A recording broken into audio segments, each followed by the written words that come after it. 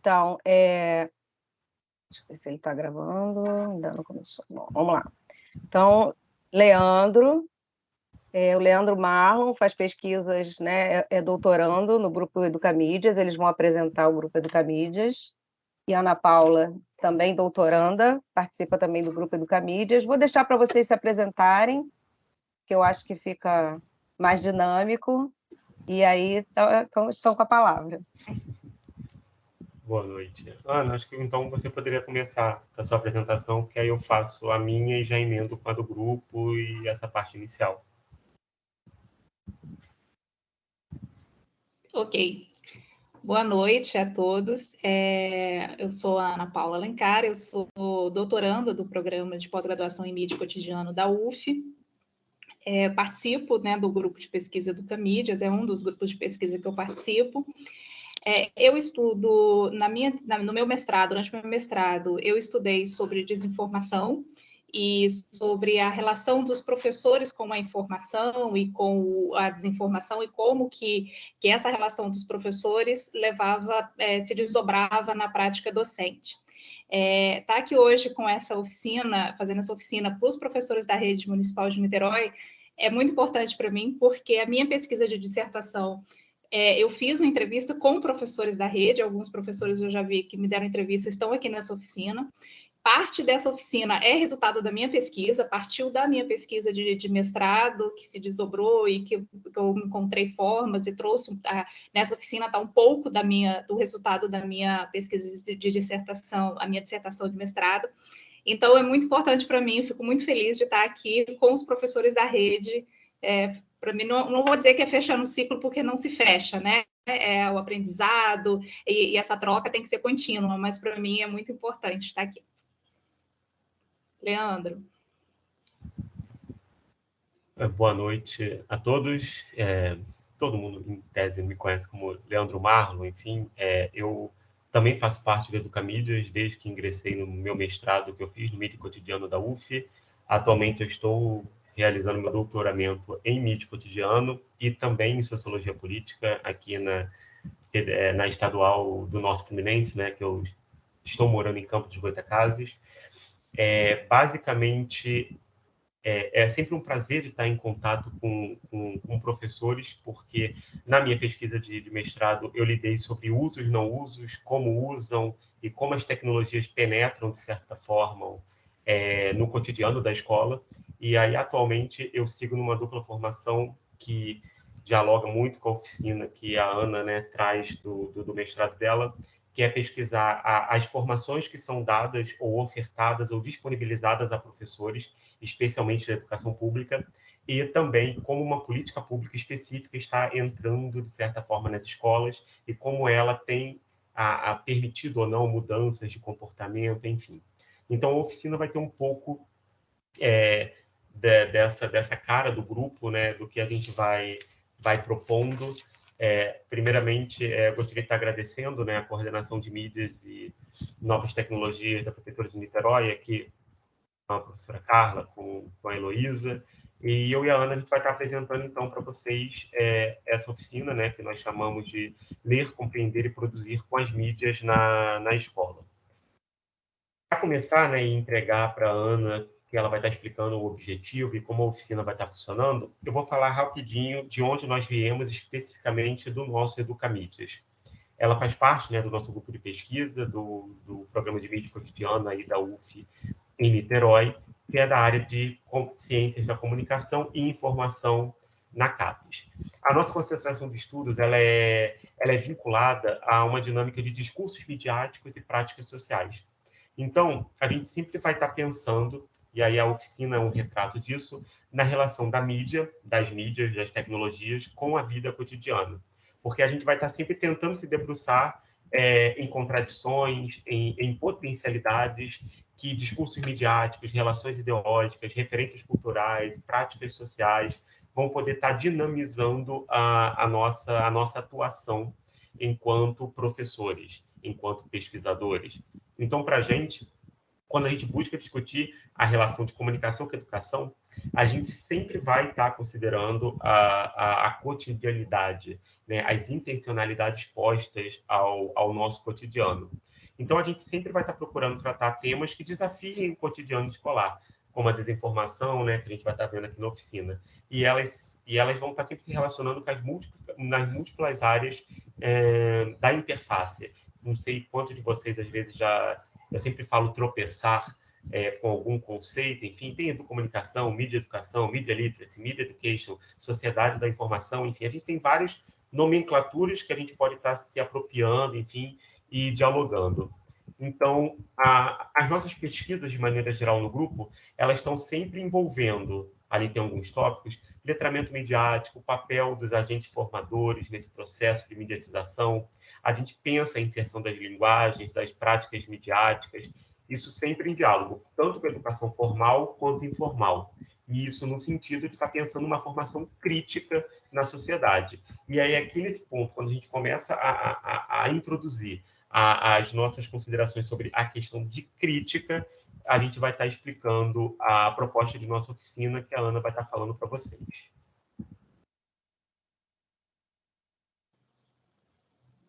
Ok, pode passar aí, Leandro, para o outro slide. Isso. Eu vou falar um pouco do objetivo da oficina. E antes, uma coisa que eu não falei na minha apresentação é que eu sou jornalista. Eu não sou educadora, eu não sou professora. Então, eu trago para essa oficina um pouco do jornalismo. Eu faço essa dobradinha aqui com o Marley, ele vai falar sobre, com o Leandro, ele vai falar, mas a gente vai ter duas partes nessa oficina. Uma primeira parte, que eu vou falar um pouco sobre desinformação, sobre competências, né? Quais as competências importantes para a gente ter uma leitura crítica, para a gente se orientar, né, nesse mundo de hiperinformação e de tanta desinformação. E uma segunda parte que o Leandro vai trabalhar algumas possibilidades e alguns exemplos de como fazer um diálogo entre o conteúdo curricular e o combate à desinformação. Ou seja, como levar isso para a sala de aula, alguns exemplos práticos de como levar isso para a sala de aula. Então, são duas partes. A primeira parte, eu queria conversar com vocês sobre a relação individual, a relação pessoal, não do professor que está aqui, mas do indivíduo que está aqui com a informação, né? Como que vocês se informam, como que no nosso dia a dia, como que a gente pode lidar melhor e quais as competências que podem intermediar, né, mediar essa nossa relação com a informação e com o combate à desinformação. E aí, numa segunda parte, a gente vai falar, o Leandro vai falar com vocês da sala de aula, de como levar isso para a sala de aula. Então, a gente tem 3 objetivos, né? Apresentar alguns conceitos de desinformação e das principais classificações, discutir, né, algumas competências críticas em informação, importante para essa leitura crítica, e explorar essas possibilidades de combate à desinformação na sala de aula. Tá? É uma oficina, a gente, apesar de estar online, a gente pensou em algumas formas de todo mundo participar, de todo mundo interagir. A gente vai propor algumas atividades que eu convido todos a participarem através do Padlet. Eu acho que, não sei se todos conhecem, mas é uma ferramenta bem utilizada. A gente vai disponibilizar na primeira atividade um link para vocês entrarem na internet nesse link, né, do Padlet, e só vocês vão entrar no Padlet só essa vez. Depois, com esse mesmo link, a gente vai navegando por outras atividades. E aí eu queria, a primeira... ver com vocês se todo mundo tem essa disponibilidade, passar o link, vou colocar no chat o link do nosso Padlet, aí vou colocar aqui no chat para vocês.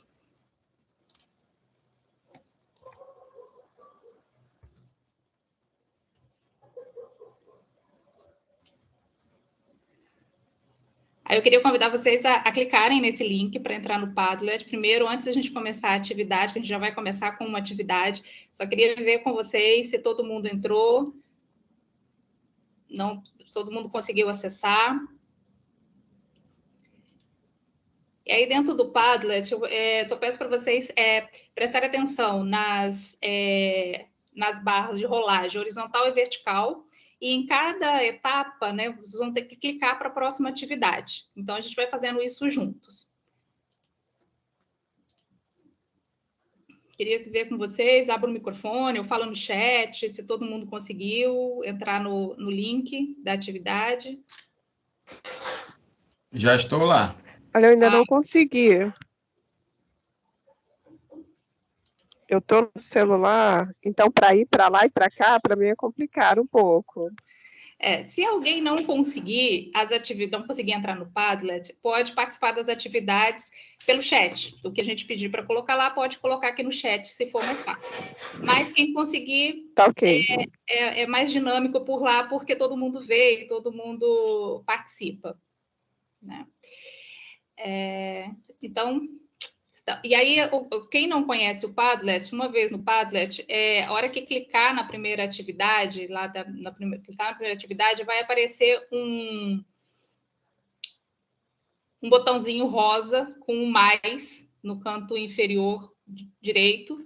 É só clicar nesse botão que abre uma janelinha para vocês. Pode escrever, pode colocar imagem, tá? Mas aí vamos dar continuidade e a gente vê como que funciona. Então, a primeira atividade, pode passar, por favor, Leandro. A primeira atividade que eu quero convidar vocês é para ir lá, clicar nessa primeira atividade, nessa página do Padlet, escrever livre, pode ser uma frase só, para você, o que significa ler. A gente vai dar aí 2 minutinhos, acho que é suficiente, para vocês escreverem lá ou escreverem aqui no chat uma frase, uma palavra, a primeira coisa que vem na cabeça de vocês sobre ler, o que significa ler.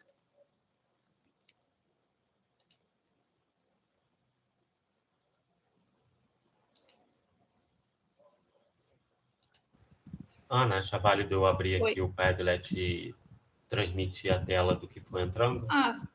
Pode ser legal.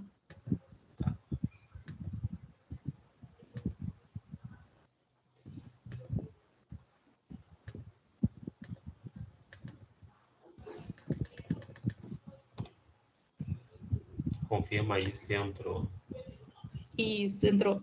Tá, eu vou dar tela cheia aqui, eu vou parar de ver vocês.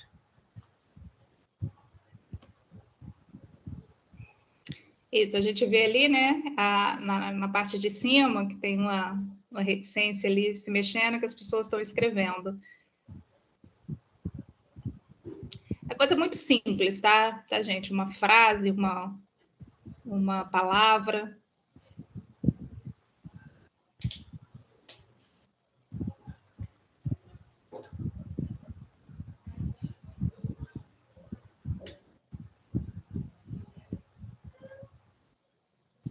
Continua aparecendo aqui quando eu minimizei?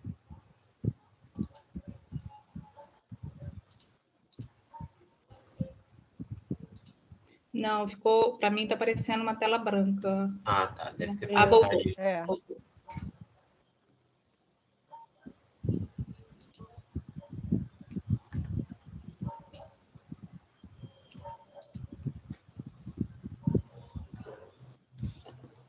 Mais um minutinho e aí a gente passa para a próxima etapa da atividade.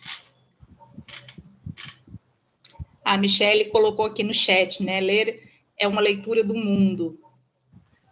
Vou transportar para lá, tá?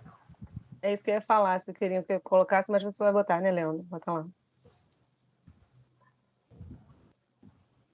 Deixar.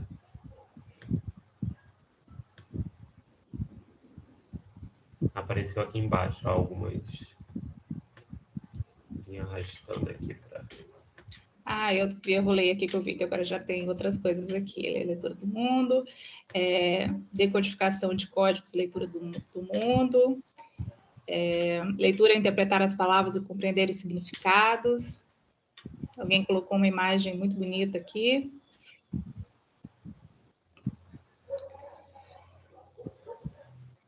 Aí agora eu vou convidar quem já colocou, quem já escreveu, a clicar, né, se vocês rolarem a barra de rolagem,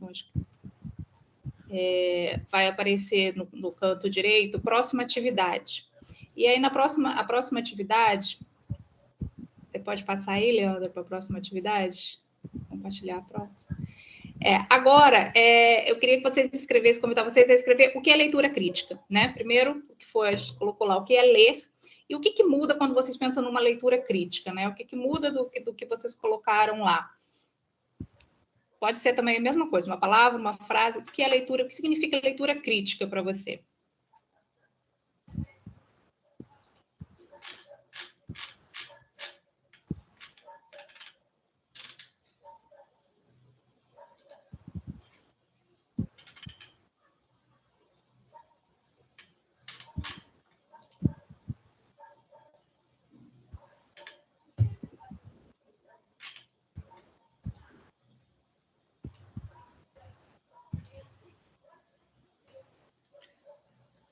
Todos conseguiram passar para a segunda atividade? Conseguiram encontrar o link? Ali está aparecendo, aparentemente, que tem uma pessoa trabalhando ali em cima. Sim. Mais 2 minutinhos. Eu só tenho uma dúvida aqui. Eu cliquei no mais, é isso mesmo? Porque é o que eu estava escrevendo, mas aí vai entrar no mesmo? Não. É isso mesmo? Você muda, primeiro você muda para a próxima atividade, uma vez que você estiver na tela de leitura crítica, clica no mais, vai entrar clica no mais rosinha lá no botão rosa, o que você escrever vai entrar nessa etapa. Porque eu estou aqui, do lado esquerdo está escrito leitura crítica, então eu estou na página certa, né? Isso, então aqui no alto, né? No títulozinho, num banner. Isso aí. Isso, aí você já trocou. Então, tá bom.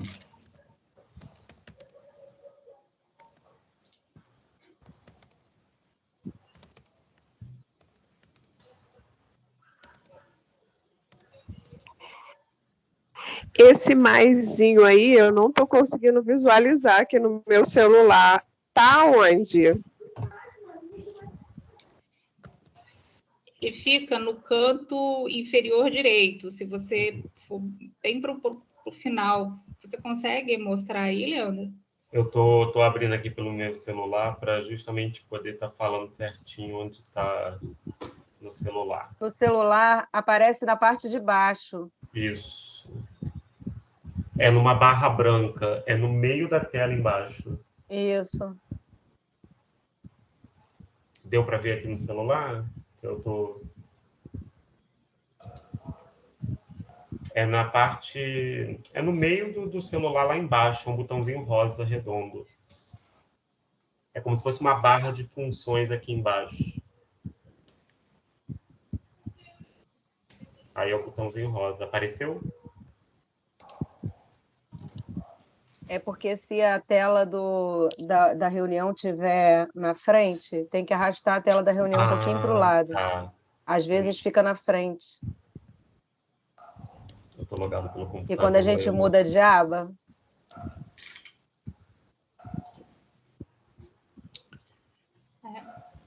Estou vendo aqui que a Michelle colocou no chat, né? Leitura crítica, análise e reflexão de texto. Ler, interpretar e analisar. Eu vi que algumas pessoas lá no Padlet acabaram colocando na aba de leitura mesmo, mas tem algumas reflexões lá sobre leitura crítica. Leitura crítica é aquela que nos faz pensar numa outra forma de visualizar aquele assunto.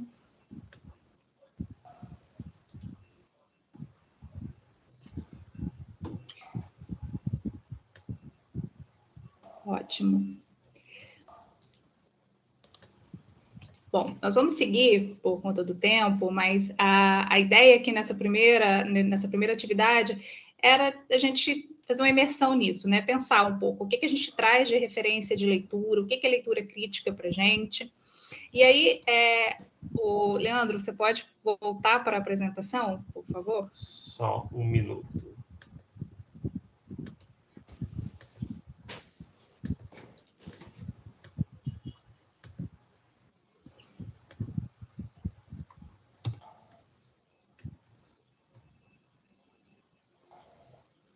Pode passar, pode ir lá para o próximo, pode passar mais um. Isso, aí. Não, o anterior, do rapaz ali. Isso, mas isso. Então, aí agora que a gente fez essa reflexão sobre leitura, leitura crítica. Eu quero fazer para a segunda atividade, para a gente fazer uma segunda atividade, eu quero convidar vocês para fazer um exercício para a gente tentar retirar a nossa mente do automático, né? A gente fez uma reflexão aí, vocês trouxeram o que é leitura, o que é leitura crítica, mas para a gente fazer essa leitura crítica, para a gente ler o mundo, para a gente interpretar os sentidos, né? A primeira coisa que a gente precisa fazer é se concentrar, né? É ler com atenção. E aí, para a gente fazer isso, a primeira coisa, a gente precisa tirar essa mente do automático, a nossa mente que já está condicionada a ver muita coisa, a receber muita informação, a rolar o feed, né, da rede social, e já ler uma frase rapidamente, já formular toda uma opinião, todo um pensamento sobre aquilo e passar para o próximo tópico. Então, eu vou propor um exercício para vocês agora que era para ser fácil, mas pode ser difícil, que é justamente para a gente não pular etapas, né? Para a gente fazer esse exercício de ir por vez. Primeiro, uma coisa de cada vez. Primeiro, observar, pensar, refletir, e não fazer tudo muito rápido. Então, a primeira coisa, vocês vão passar lá, quem está lá no Padlet, vai passar para a próxima etapa. Só que aí, Leandro, agora a gente vai ter que ficar com uma apresentação aqui, porque vai precisar da imagem. Pode passar para o próximo slide. E aí, a primeira atividade tem essa roda aí, né? Essa imagem que eu mostrei, e eu quero que vocês escrevam lá no Padlet o que você vê. Escreva palavras, aqui é palavra mesmo, tá? Não é frase, é só palavras. E é o que você vê. Não tente interpretar nada agora, não tente pensar o que é isso. Se possível, nem leia, ou se lê uma palavra ou outra que surgir, mas é o que você vê no primeiro momento, só o que você vê. Então, vamos lá. 2 minutinhos para vocês colocarem no chat ou lá no Padlet palavras sobre o que vocês estão vendo. Não entendi a missão. Essa imagem que está na tela é uma imagem de uma roda, né, colorida. Então, a primeira coisa não é ler, não precisa ler, não precisa. Só, o que você vê? Primeira coisa que você vê são cores, que imagem que você vê, qual que é as primeiras palavras que vêm, o que você está vendo? Você está vendo uma imagem, você está vendo palavras, você está vendo cores? Na realidade, eu não estou vendo nada aqui. No Padlet. Sim, desculpa. No Teams, lá na sala de reunião, na que eu estou projetando. É porque eu estou com você pequenininha dentro do Padlet, né? Aí, é por isso que... tá. Tem que ampliar. Deixa eu ver se eu consigo...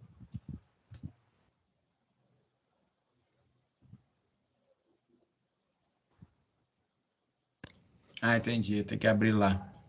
São duas. Estou com 5 telas abertas aqui, que ainda estou fazendo revisão de livro. É muita emoção ao mesmo tempo. São os desafios da gente estar virtualmente. Não é?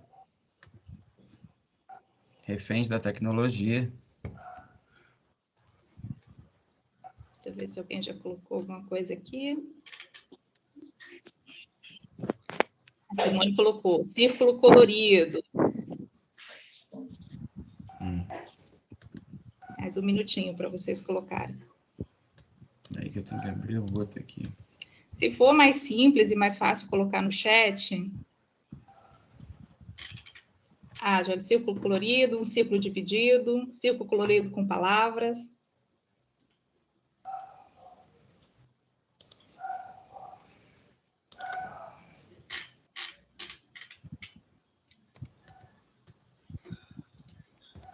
Agora, a segunda missão, quem tiver no Padlet pode passar para a próxima atividade. E a próxima missão é nessa mesma imagem, só que agora vocês vão escrever também palavras. O que isso faz pensar? O que essa imagem te faz pensar? Quais as palavras que vêm? Vocês viram um círculo colorido, um círculo dividido? O que isso... Quais palavras que faz vocês pensarem? Destaque. Sentidos relacionados.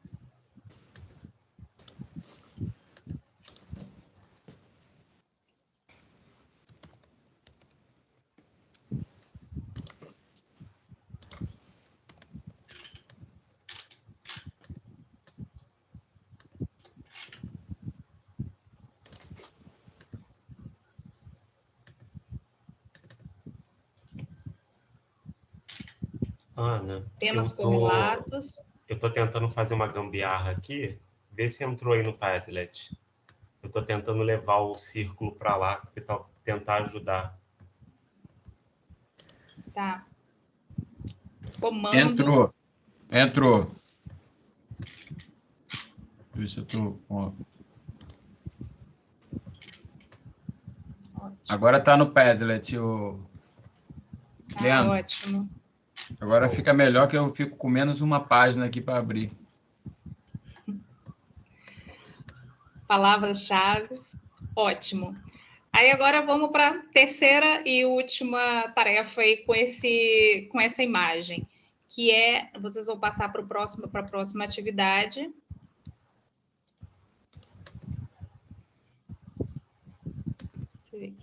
E vocês vão... Pode passar um slide. É o curioso, não é agora?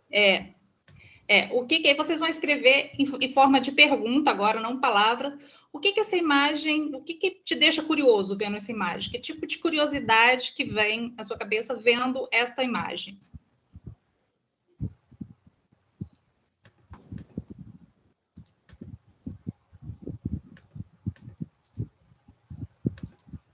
Aonde está essa imagem? Espera aí que eu estou colocando nessa tela agora. Porque não está nem no outro. Eu tenho que colocar em cada um, espera aí. Pronto. Ah, tá. Entrou. Vê aqui.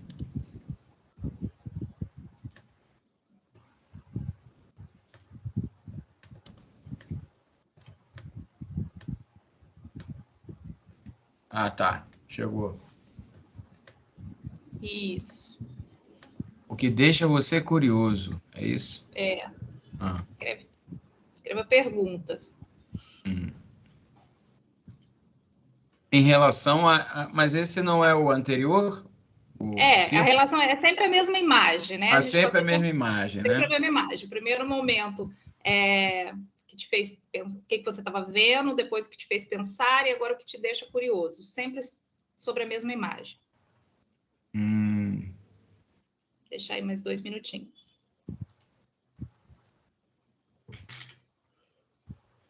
Já tem algumas contribuições aqui. Qual a relação de tudo isso? Qual tema será tratado?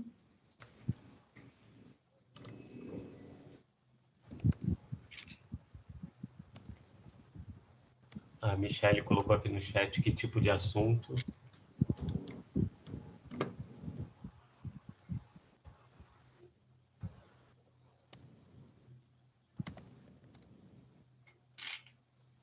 Vamos trabalhar essas competências na sala de aula. Mais 1 minutinho e a gente continua.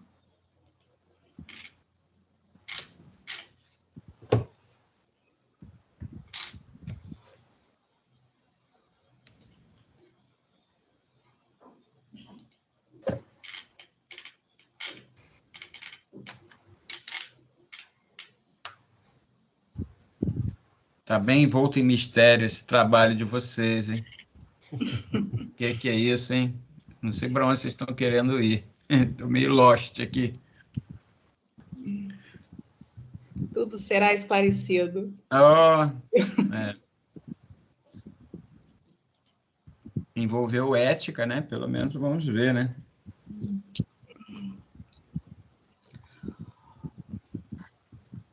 Bom, vamos continuar. Deixa eu ver se tem mais alguma coisa aqui. Como utilizar esse conteúdo na prática. Ótimo. Vamos seguir. Eu vou convidar vocês a voltarem aqui para a sala, para a apresentação. Deixa o Padlet um pouquinho de lado por enquanto, para a gente conversar um pouco sobre isso. Sobre, né, a atividade que a gente fez até agora e sobre o que isso quer dizer, né? Esse exercício, eu falei que ele poderia parecer, pode ser simples, mas pode ser um desafio, né? Porque nossa tendência é já ler tudo, já fazer uma formulação, então o assunto vai ser esse, vamos tratar sobre isso são competências, a gente já formula rapidamente. Então, esse exercício é de tirar a mente do automático mesmo, né? O vocês perceberam que a gente tem uma dificuldade no começo? Só o que você está vendo? A gente tem essa dificuldade. O que eu estou vendo? Porque a gente já está interpretando, a gente já está lá na frente, a gente já está fazendo ponderações, a gente está fazendo relações. Então, a primeira questão quando a gente trabalha com informação, né, nesse mundo que a gente está super bombardeado, com muitas informações, para a gente identificar as desinformações, para a gente entender, para a gente fazer correlações, a primeira coisa que a gente precisa é de concentrar, né? Então, esse é o primeiro exercício. E esse quadro, esse círculo que eu trago, ele é um círculo de competência crítica e informação. Né, são competências que o professor Mark Schneider, que é professor da UF, que também é meu orientador, ele trabalha e desenvolve nessa chave das competências, né, em informação de uma forma geral. Competências que seriam necessárias para um relacionamento crítico com todo tipo de informação. E aí eu faço um diálogo, faço uma relação com a desinformação. E eu trouxe aqui para essa oficina para nos guiar, né, esses níveis de competência crítica e informação que ele propõe aí, mas a gente olhar para elas pensando no combate à desinformação, pensando na forma que a gente se relaciona e nas competências, né, nos conhecimentos que a gente precisa ter para conseguir, né, navegar, né, no meio de tanta informação e entender o que é desinformação, o que não é desinformação, tirar as nossas informações desse mundo que é a internet, né? Então, a gente vai passar por essa roda, né, por cada uma dessas competências aí, para falar um pouquinho, e, no geral, diz respeito a como a informação é produzida, por que ela é produzida e por quem que ela é produzida. Isso é uma informação, uma notícia ou uma desinformação, né? Para a gente entender, para a gente identificar e para a gente resistir, combater a desinformação, são as 3 perguntas básicas que a gente tem que fazer. Como que essa informação foi produzida? Como que essa informação chegou a mim? Por quê que essa informação e não outra essa ou não outra notícia chegou até mim? E quem? Quem produziu? Né? Parece coisas bem simples, né, de fazer, mas que se a gente não faz esse exercício que a gente fez inicialmente, de parar um pouquinho, concentrar, se perguntar, a gente se perde nessas questões. Leandro, pode passar para o próximo? Passa mais um pouquinho, roda mais um pouquinho, pelo menos para mim tá no meio. Isso. Então, a primeira, né, é essa concentração que diz respeito a uma leitura atenta, né? Então, uma leitura, quando a gente vai ler aqui, a gente vai pensar sempre falando sobre notícias, né? Sobre como que a gente lê notícias. Então, essa primeira leitura atenta, né? Que a gente vê as estratégias textuais utilizadas, pense sobre os contextos econômicos, né? Aquela notícia, ela está dentro de qual contexto político, econômico, social. Quais as representações que estão dentro dessa notícia, dessa informação que chegou, né, até mim? Ela tem uma informação, como estão as representações de gênero, de raça, de classe, de poder? Então, essa concentração é olhar para essa notícia, que a gente só consegue se a gente fizer um exercício parecido com o que a gente fez agora. Parar, pensar e questionar. Pode passar, Leandro. Oi, vocês estão me ouvindo? Sim. Sim. Tá, pode rolar mais um pouco aqui para isso. Aí a segunda competência dessa roda é a instrumental, né? Que quando a gente fala de informação, essa competência instrumental, ela envolve muita coisa. Ela envolve desde você conhecer, saber lidar com a tecnologia, com o celular, com os aplicativos, envolve toda essa questão instrumental. Mas quando a gente fala especificamente de desinformação, o instrumental é entender, compreender a notícia, saber como que se estrutura uma notícia e saber o que é desinformação, né? Então, o primeiro ponto aqui é que fake news, né, que a gente ouve muito falar, e que se fala muito, tudo é fake news, tudo é fake news. Fake news, sim, fake news é uma desinformação. Mas a desinformação é muito mais do que fake news. Pode passar, Leandro. E aí é importante a gente entender de uma forma que a gente não tem tanto tempo para se aprofundar, mas tem algumas coisas bem importantes sobre desinformação que a gente precisa ter como ferramenta mesmo, como informação instrumental para a gente perceber e identificar uma desinformação. Primeiro é a origem, né? A origem de uma desinformação. Ela pode ser desde uma brincadeira, uma sátira, uma paródia, que não tem intenção de causar uma desinformação, mas que dependendo do contexto, dependendo da forma que ela é distribuída, dependendo de quem recebe, da bagagem cultural e das informações que a pessoa que recebe tem, pode causar uma desinformação. E os outros dois, ela pode ter uma origem falsa, que aí sim é a fake news, que é quando o conteúdo é totalmente fabricado, mesmo que usando formatos de uma notícia, ele é totalmente fabricado, então ela tem uma origem completamente falsa.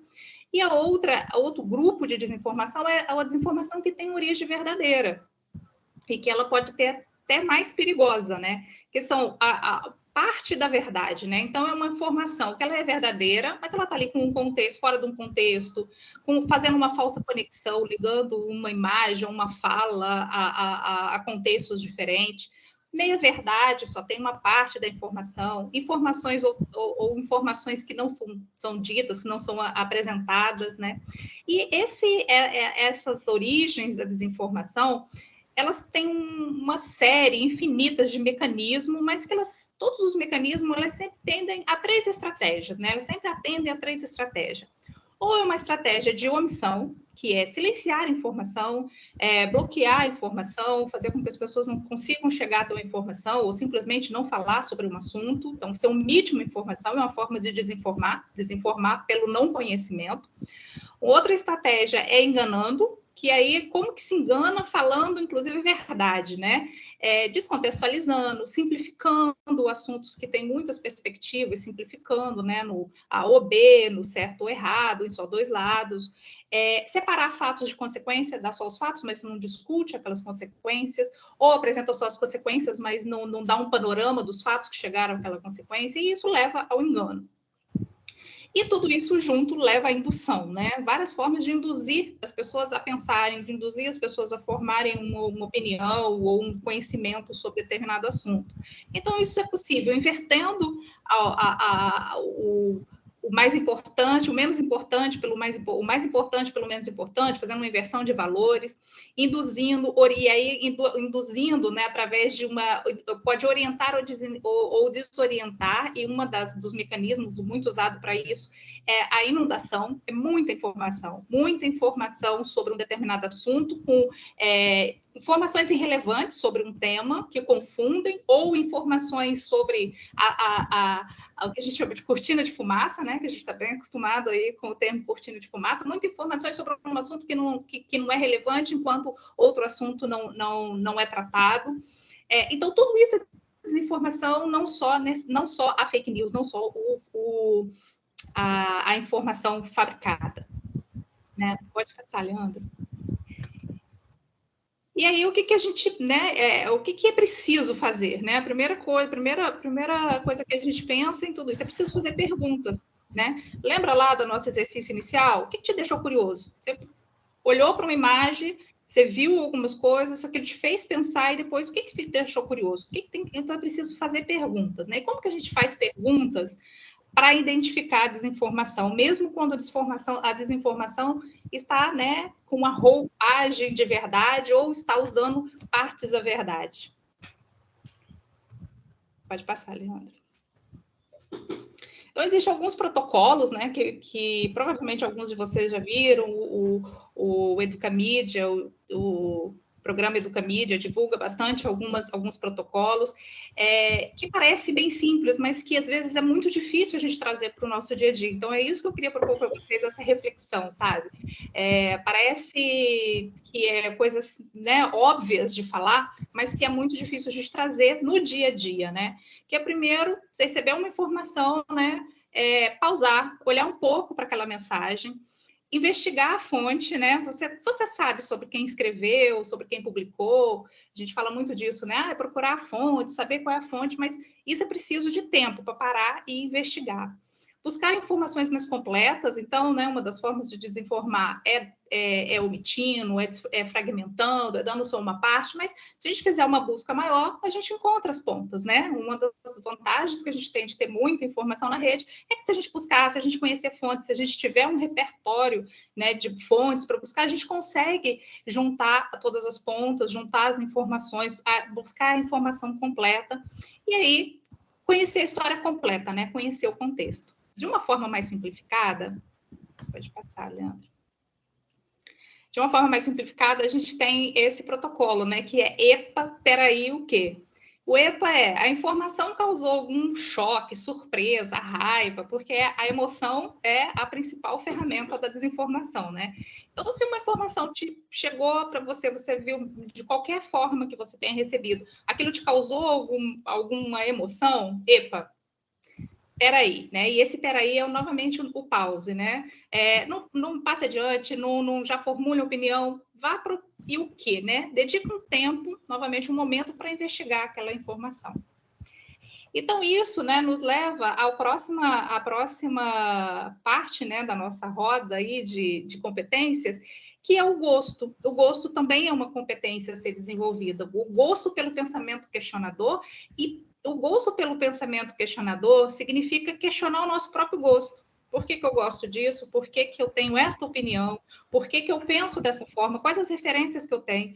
Então, só é possível fazer isso se a gente desenvolver, né, um pensamento questionador, um gosto por esse pensamento, uma vontade, né, que isso traga que o retorno, que a gente entenda que o retorno é maior, a gente tiver sempre esse pensamento, essa busca pelo questionamento, por entender a história como um todo, qual a relevância daquela informação, qual a credibilidade de quem está passando aquela informação, quais são essas fontes,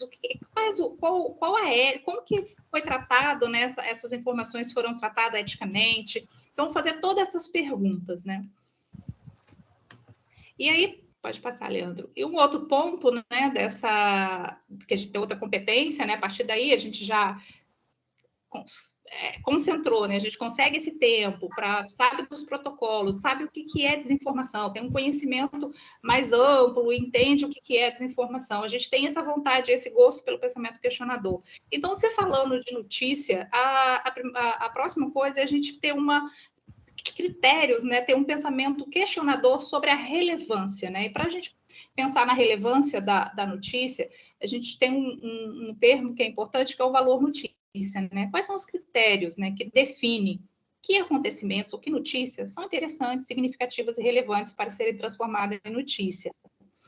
Então, mesmo dentro do jornalismo honesto, né, do jornalismo bem feito, do jornalismo honesto, tem um filtro, né? Não dá para se noticiar tudo, não, mesmo com todas, um jornal, um veículo, nunca vai conseguir noticiar tudo. Então, sempre tem um recorte, sempre teve um filtro.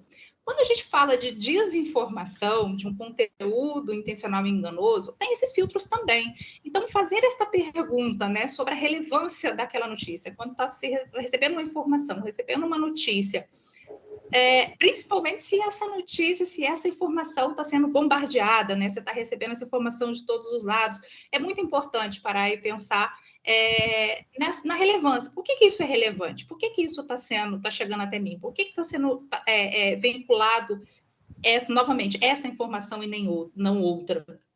Então, a partir da hora que você estabelece que aquela notícia entende que aquela informação é relevante, o próximo passo é investigar a credibilidade, né, de quem está passando aquela informação. E aí um exemplo assim, o exemplo da pandemia, né? A pandemia, as vacinas, tudo aquilo, era muito fácil entender que aquilo era relevante, né? Aquilo era relevante porque afetava a minha vida, afetava a vida de todo mundo, afetava os países de várias formas, as pessoas, a sociedade como um todo. Então, aquele assunto era relevante. Aí, o próximo passo é a credibilidade, né? Mas quem está falando sobre isso, ele está falando o quê? Quem está por trás da informação? E aí aqui é um ponto, né, que eu queria refletir com vocês, que a gente ouve muito, né, e todos os protocolos de checagem de informação, a primeira coisa identifica a fonte. Né? Qual é a fonte? Então você identificou a fonte é conhecida, tem uma fonte, isso é muito importante, mas tá, depois de passar desse primeiro passo, que é identificar a fonte, quem é essa fonte? Né? Quem está por trás dessa notícia? É um jornal?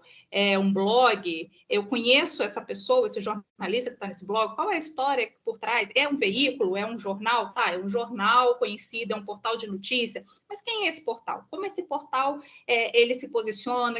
Né? Qual o posicionamento dele? E a partir daí você vai entender qual é a credibilidade, se aquela fonte tem uma credibilidade ou não. Outra pergunta para fazer, depois de identificar a fonte, tá bom, é uma fonte, é um jornalista, é um portal de notícia que, né, tem um histórico de confiança. Mas aí a próxima pergunta é qual a evidência daquele fato, né? Não é só se aquela fonte tem credibilidade, mas aquele assunto, para aquele ponto que está sendo colocado naquela notícia, quais as evidências que são apresentadas ali? Tem evidências, né?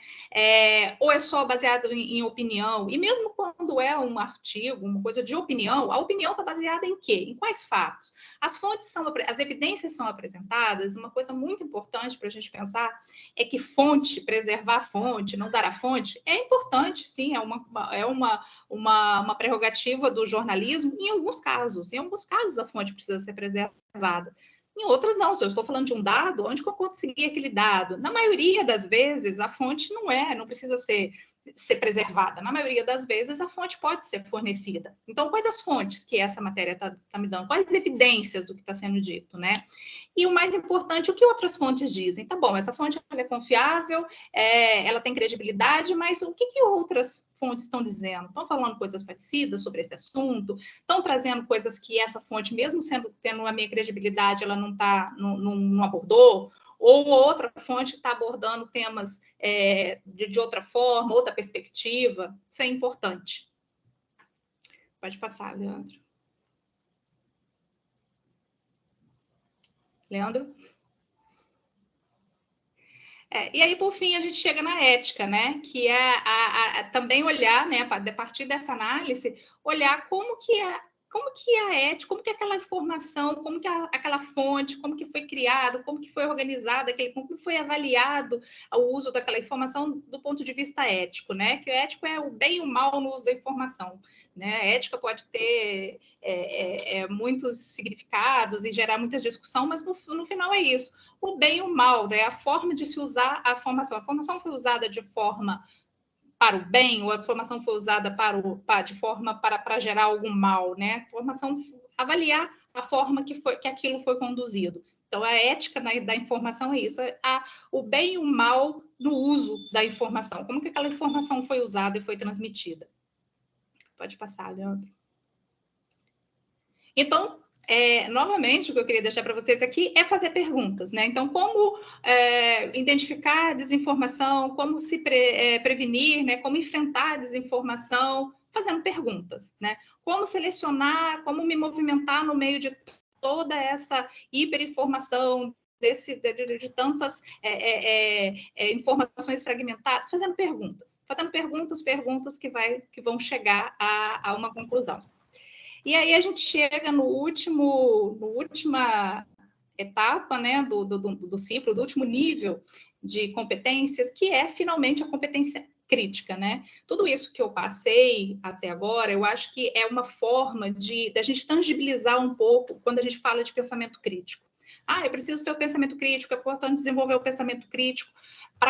Quando a gente fala do combate à desinformação, o que é, né? O que é o pensamento crítico? Como que a gente pode colocar na prática o pensamento crítico? Então, esse percurso que a gente fez aqui é uma tentativa de tangibilizar esse pensamento crítico. Então, a crítica é tudo isso, tudo que a gente falou, passar por todas essas etapas, ter internalizado no nosso dia a dia, na forma de a gente se relacionar com a notícia, essas competências. E aí a crítica é isso, é pensar sobre isso tudo que a gente falou, agir, né? Agir selecionando, agir se colocando e pensando na forma que a gente vai consumir e fazer essa informação circular, e, por fim, intervindo, né? E uma das formas de intervir como professor é levando isso para a sala de aula. E aí é que eu passo para o Leandro, né? Eu quero pedir desculpa se eu corri um pouco, mas é que essa parte, né, da oficina, ela é um pouco mais teórica mesmo. A gente começou um pouco depois do horário, e eu queria deixar mais tempo para essa parte do Leandro aí, que o Leandro vai trabalhar nessa segunda parte, que tá bom. Nós vimos, entendemos, né, que a gente precisa desacelerar, que a gente precisa fazer perguntas, que a gente precisa pensar a nossa forma primeiro de se relacionar com a informação. E agora, como que a gente, né, forma os alunos? Como que leva isso para a sala de aula? É isso, Leandro, com você. Então, boa noite, gente. Eu vou parar de ver um pedaço aqui da sala. Então, né, parece complicado, é complicado, considerando o mundo que a gente está vivendo atualmente. Então, dando sequência na apresentação, em alguns pontos vai parecer que eu estou dando um passo atrás, mas é um passo atrás para tomar um impulso para a gente estar avançando. E o primeiro passo atrás é justamente esse: interrogar a informação que a gente recebe. Aplicar aquele... Eu gosto, porque eu também fiz o curso do Educamídia, né? Epa, peraí, o que eles apresentam? E eu tenho noção, por estar em sala de aula, ser professor de educação básica, atualmente trabalho com ensino médio, que isso é um processo difícil, porque a gente tem que imaginar que aplicar o EPA, peraí, o que, isso significa que a todo momento a gente vai ter que parar. Chegou uma informação, parar, refletir, analisar, decupar, traduzir, tá, agora é isso, formular opinião. A gente já entra naquele piloto automático, que isso é um problema, de certa forma, na sociedade. Às vezes a gente compartilha confiando numa fonte, mas nem sempre elas são críveis, ainda mais considerando, por exemplo, o WhatsApp, onde, enfim, nós somos inundados por um monte de vídeos, status, stories de redes, né, feito do tipo Instagram, TikTok, como tem penetrado alguns discursos políticos, essencialmente. Então, o que a gente precisa? A gente precisa começar a desenvolver, mesmo que a passos lentos, para que a gente possa estar amadurecendo e desenvolvendo um hábito que vai permitir que a gente refine práticas, identifique já determinadas informações. Eu vou dar um exemplo prático. Às vezes eu recebo no status, ou eu recebo, às vezes eu tenho uma tia, por exemplo, todo mundo tem uma tia, ela me manda: Leandro, eu vi isso daqui para mim não faz sentido. Eu fico: tia, olha só, a fonte é essa, tal, tal, tal. Eu já tento dar um caminho para que ela vá percebendo algumas situações, mas isso é um exercício, e o que a gente propõe é justamente essa penetração desse exercício à prática. E ele nada mais é do que um exercício de exercitar a curiosidade, que o nosso bom e velho Freire já traduziria naquela pedagogia da pergunta, que ao receber e interrogar, mesmo que uma primeira pergunta que possa parecer superficial, tola, não vou fazer essa pergunta não, ela já é um processo de verificação. Isso que eu recebi é crível? O que está dizendo? Qual o contexto que isso está sendo dito? Eu, particularmente, nas minhas pesquisas, eu utilizo de um pesquisador estadunidense chamado Douglas Kellner, que trabalha com a lógica de uma cultura da mídia. E aí ele apresenta essa cultura como aquela veiculada pela mídia, pode parecer óbvio, mas ela é justamente ela é representada por imagens, sons, espetáculos. E essas imagens, sons e espetáculos ajudam a formatar, a direcionar o que a gente discute na nossa vida cotidiana, dominando o tempo de lazer, dominando a opinião pública, modelando comportamentos sociais. E aí é válido ressaltar que ele coloca essa cultura, e essa cultura de consumo tanto de bens materiais, como também de informação, como a gente tem hoje em dia, como assim, amigas de infância, inseparáveis, né? E quando a gente começa a observar a forma que o Kellner ele vai explicando, ele vai percebendo que essa junção da cultura de mídia, né, da mídia, com uma cultura de consumo, elas vão produzindo valores e crenças que vão se reforçando e vão justificando determinadas práticas. Para fazer essa análise, ele parte da escola de Frankfurt.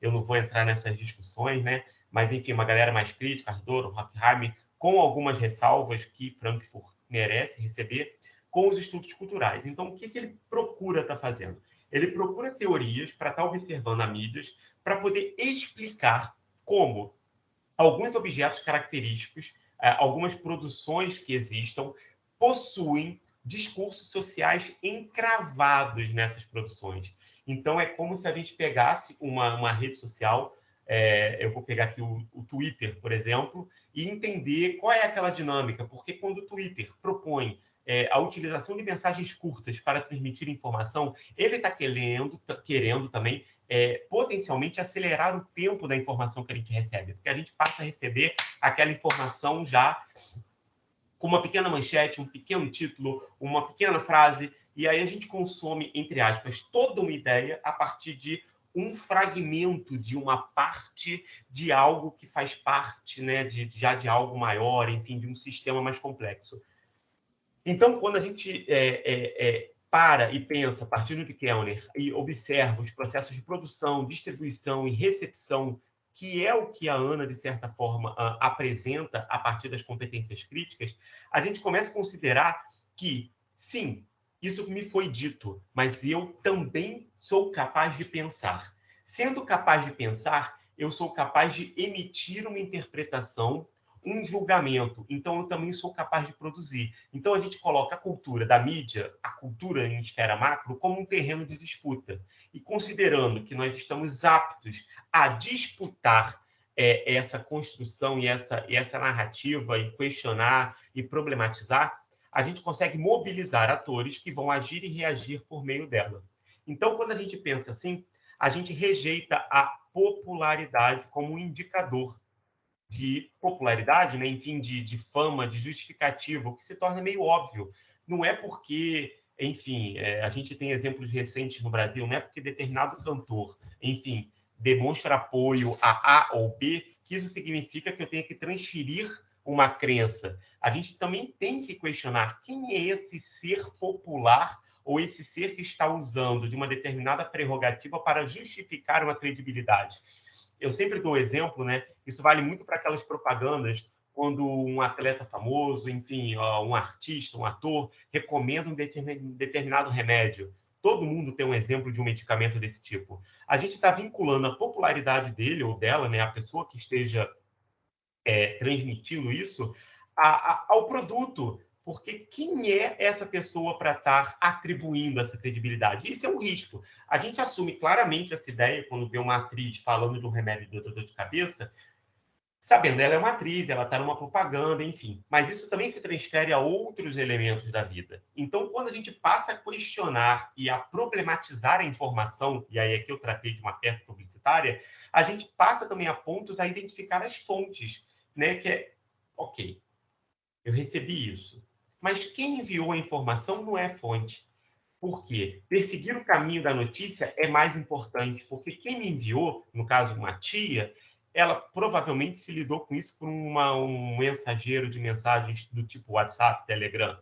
E aí, por exemplo, nessa ferramenta específica que é o WhatsApp, a gente tem, a partir de 18 praticamente, né, das discussões, enfim, mundiais, com a eleição de Trump, enfim, os recursos de encaminhada muitas vezes. Então, você já recebe uma informação que está circulando pela rede, né? Então, você tem a possibilidade de estar observando. E quando eu tento falar disso, por exemplo, com os alunos, muitos não conhecem, eles veem o encaminhado, mas eles não têm a noção de que a quantidade das setinhas indica maior ou menor transmissibilidade. Então, assim, será que essa informação está sendo circulada tanto? Será que ela é tão crível ou não? Peraí, está circulando tão rápido assim? Deixa eu observar, deixa eu pensar.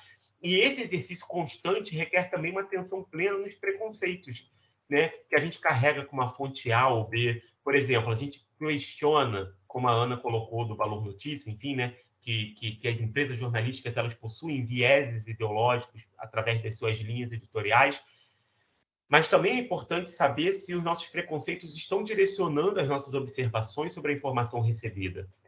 Por exemplo, eu posso consumir uma notícia pela revista Carta Capital, que é um veículo mais alinhado a um campo progressista de esquerda, ou eu posso, por exemplo, consumir pela Jovem Pan, que está mais aliada a um cunho à direita. A gente tem o mainstream, que todo mundo assiste a Globo. Então, a gente possui interpretações sobre os veículos, mas esses são veículos, de certa forma, a estarem operando, teoricamente, com as regras da produção jornalística. Então, a gente compara.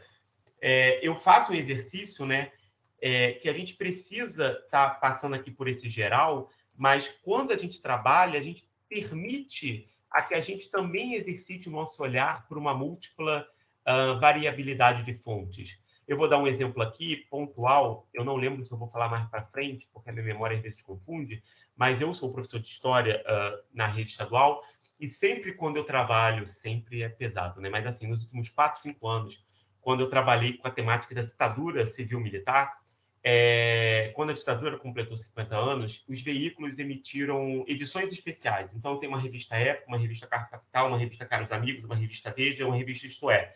E eu divido eles em grupos para eles responderem as mesmas perguntas, por exemplo. Eu faço todo um roteiro de perguntas que eles têm que estar do material que eles recebem, respondendo e analisando. E aí eles vão percebendo, conforme eles vão compartilhando as respostas, determinadas interpretações para um lado, silenciamento dos outros, que opera com as informações. Então, assim, é uma forma de trazer esse exercício, por exemplo, né? E aí, passando aqui para essa pequena chargezinha, né? Esse slide, é isso. A gente quer praticar o senso crítico, né? A gente quer investigar. E como? A gente vai se propor a qualquer disciplina. E é nisso que a gente espera estar contribuindo, enfim, servindo de faísca na possibilidade da gente estar analisando. E aí, dando exemplo em algumas disciplinas, né, a gente pode estar aprofundando a compreensão sobre fontes confiáveis através das disciplinas, assim como aprender a ler e comparar gráficos. As eleições estão aí, né? Nessa eleição particular, tanto presidente como governador, eu não me deparei com a questão de gráficos, porque era comum em algumas eleições colocarem 50% aqui e aí um 20% colado, mas aí quando você vai fazer estudos de gráficos, vocês percebem, né, que, opa, peraí, mas esse aqui tinha que estar mais para baixo, então tem como num gráfico a gente está possibilitando, discutindo gráficos a partir da eleição, operando numa temática de desinformação, por exemplo. Quantas não foram as vezes que a gente lida, né, com esses gráficos, enfim, ainda no contexto eleitoral a gente pode perceber como componente da arte, né, do componente curricular de arte, como ele pode estar permitindo a produção de determinados conteúdos digitais, edições de fotografias, edições de vídeos. Eu fiz uma discussão particularmente, né, eu dou uma disciplina eletiva no novo ensino médio, que é sobre cinema e fotografia. E eu estava conversando com os alunos uma questão de edições de imagens e eu perguntei se eles conheciam deepfakes. E eles falaram que não. E aí eu coloquei um vídeo do que é o mais famoso, né, o Tom Cruise, falando, enfim. Eles assistiram, eu perguntei quem é. É o Tom Cruise, o que ele falou? Isso. Eu, não, gente. Aí eu mostrei o vídeo que desmontava aquela construção que no Brasil é muito famoso com Bruno Sartori, e eles ficaram tanto quanto chocados da possibilidade de manipulação de uma imagem em vídeo. Porque, pelo menos eu, né, eu sou da época que geralmente fala assim, se tinha foto, mas aí já se transmitiu, se tem um vídeo é verdade, agora nem vídeo.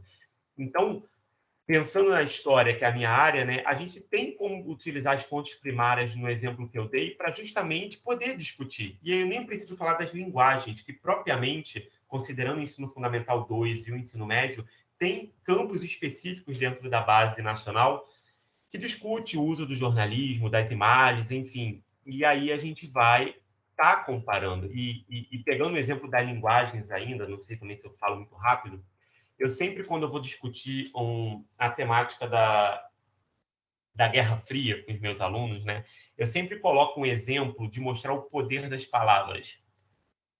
E eu vou pedir esse exercício para vocês. Vamos imaginar uma corrida. Vamos atualizar a corrida hoje em dia, né? Imagina que não tem jornal nenhum no mundo, só um jornal russo e um jornal estadunidense. O jornal russo e o jornal estadunidense vão descrever a mesma informação que eu vou falar para vocês. Uma corrida acontece, Biden e Putin saem correndo. Biden venceu essa corrida por 1/1000º de segundo. Precisou daquela foto tipo corrida de cavalo. A franjinha do Biden venceu a corrida. Ok? Show.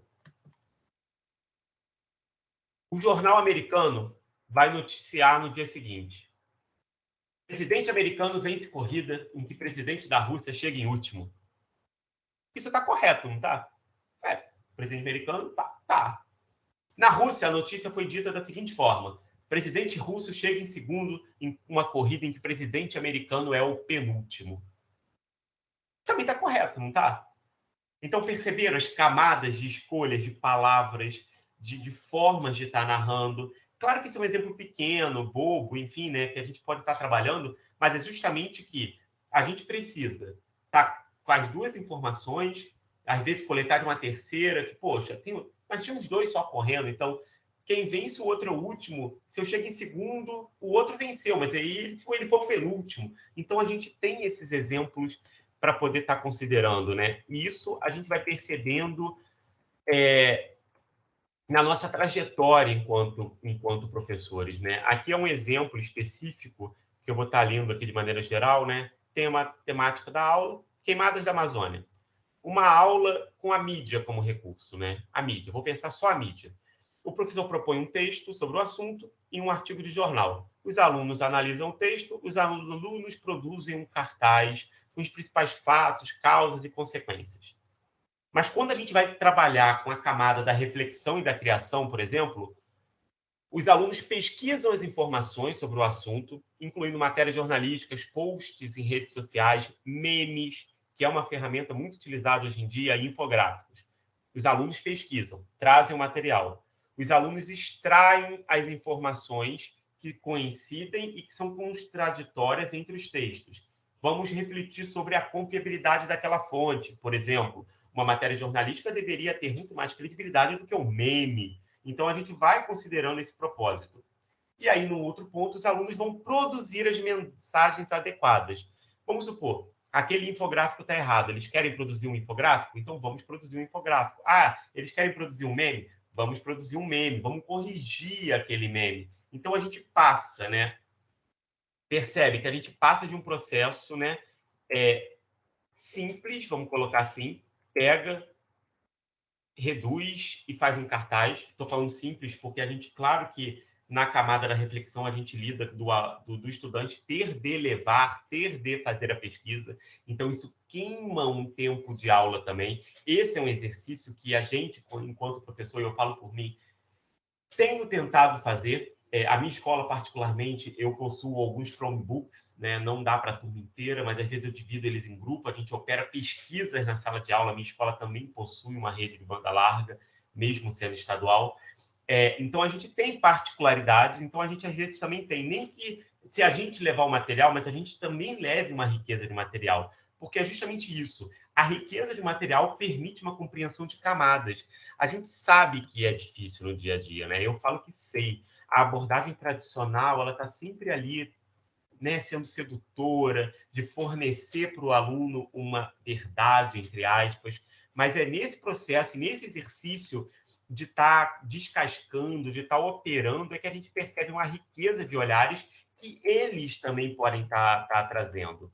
Aqui eu vou passar mais um exemplo, vou tentar ser um pouco mais rápido de maneira geral, pensando na pandemia, pensando a mídia. O professor dá uma aula expositiva sobre pandemia e como se propaga. O professor expõe materiais de campanha de saúde pública. As escolas receberam N materiais para estar colando, né? Especialmente ano passado, quando a gente teve aquele retorno híbrido, enfim, daquele momento complicado. E os alunos respondem uma ficha de perguntas. Também bem básico, como a gente vai estar fazendo, operando com a informação. Numa perspectiva crítica, o professor propõe um desafio. Eles buscam como eles definem a pandemia, como ele se propaga, como ele se extingue. Joga, né, o gatilho para que os estudantes estejam mobilizando as informações. E aí o professor vai estar conhecendo de onde vêm as informações que esses estudantes também estão acostumados a receber, por exemplo. Os alunos vão começar a examinar os diversos textos. São confiáveis, não são? Eles vão discutir os formatos. Poxa, esse texto aqui é muito bom, mas tá difícil. Poderia ser mais simples. Então, vamos lá, como a gente simplifica isso? Mantendo a credibilidade, mantendo a correção da informação. Então, a gente vê, mais uma vez, que nesse caminho de uma reflexão e crítica, a gente está, de novo, possivelmente, desenvolvendo, se não todas, muitas dessas competências listadas pelo Schneider e que a Ana apresentou nessa roda, né, nessa coisa que a gente apresentou para vocês. Porque são esses os processos que a gente começa a intervir no cotidiano, atuando como multiplicadores de uma informação verificada, confirmada, e mais do que isso, a gente vai caminhando num processo de contribuir numa formação de leitores críticos, checadores críticos, compartilhadores críticos, questionadores, e aí eu não vou falar críticos, né? Porque se a gente questiona, a gente já tem esse quê da curiosidade, da criticidade. E aí, para poder apresentar para vocês, encaminhando já, né, para o nosso desenho final da atividade, a gente apresenta aqui para vocês esse baralho de ideação. A ideia é que a gente possa combinar objetivos curriculares de cada disciplina, componente, enfim, particularidades de cada um de vocês, né? Eu sou da história, né? Então não sei da área de cada um. Depois a gente vai ter um momento que vocês vão estar discutindo um pouco disso na produção do nosso trabalho final. Mas é pensar experiências práticas para planejar os percursos que a gente quer, as experiências que a gente quer despertar nos estudantes. E aí esse método que ele foi criado pelo Educamídia, a Ana e eu, nós particularmente, nós fizemos o curso do Educamídia, então a gente tem uma familiaridade com esse baralho, eles têm umas cartas, enfim, aqui está sistematizado para que a gente possa estar fazendo essa oficina de maneira mais objetiva. Ele se divide em 4 eixos, vamos colocar assim. Primeiro, o tema. Que assunto curricular vamos discutir? Que textos vão disparar? Né? Que textos eu posso pesquisar para disparar esse assunto? Em qual linguagem? E aí, a partir daí, a gente passa para a ação. O que a gente vai fazer com essas mídias que nós selecionamos? A atividade pode ser concebida por uma série de verbos: analisar, identificar, comparar, contrastar, avaliar, remixar, enfim. Né? Quais são os verbos que a gente vai ativar para a atividade que a gente quer? O que os alunos farão a partir das mídias?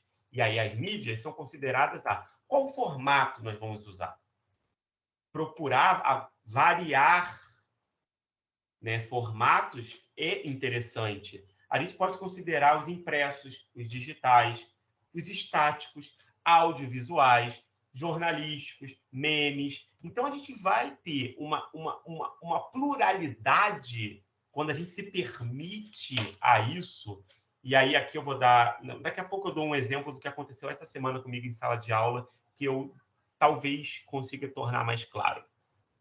E aí a gente passa a reflexão, que é justamente pensar o que estamos lendo, o que estamos assistindo, o que estamos criando. E eu falo que a gente mesmo, enquanto educador, o que a gente está consumindo para levar para dentro da sala de aula.